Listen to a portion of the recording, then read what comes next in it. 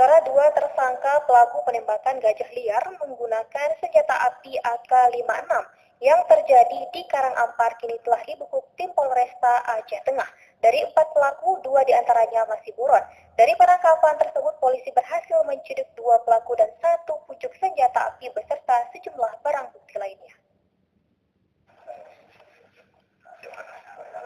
Akibat memburu gading gajah dengan menembak mati, 2 petani yang diduga pelaku pembunuhan gajah liar dibekuk tim Reskrim Polresta Aceh Tengah. Dan penangkapan tersebut, polisi juga menyita 1 pucuk senjata api jenis AK-56 beserta 99 butir peluru yang digunakan pelaku untuk menembak gajah.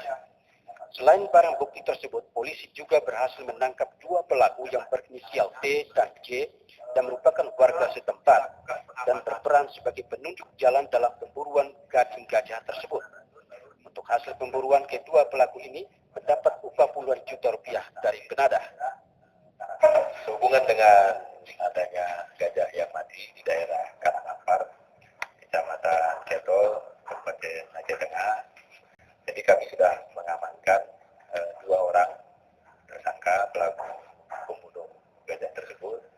Kemudian 2 orang DPO. Di DPO sudah kami lakukan pencarian.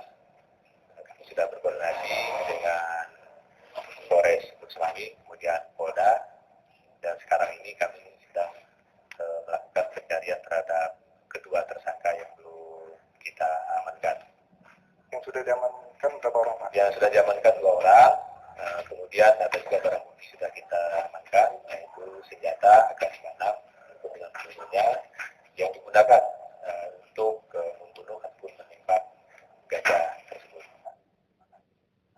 Sementara 2 pelaku lainnya yang berinisial H dan HR sebagai otak pelaku serta pemilik senjata api AK-56 dan penadah. Gading gajah yang hilang masih dalam pengejaran pihak kepolisian. Selain barang bukti tersebut, polisi juga mengamankan 2 magazin, 99 butir peluru, serta 1 unit sepeda motor dan sejumlah HP dan buku rekening. Sebelumnya, seekor gajah berjenis kelamin jantan ditemukan mati di Dusun Payalah, Desa Karangampar, Kecamatan Ketol, Kabupaten Aceh Tengah, pada Rabu dini hari. Bangkai gajah yang diperkirakan berusia sekitar 40 tahun itu mati diduga diburu menggunakan senjata api dan diracuni dengan kondisi dan kulit kepala terkupas dan gadingnya hilang. Kontributor Aceh Tengah, TVRI, melapor.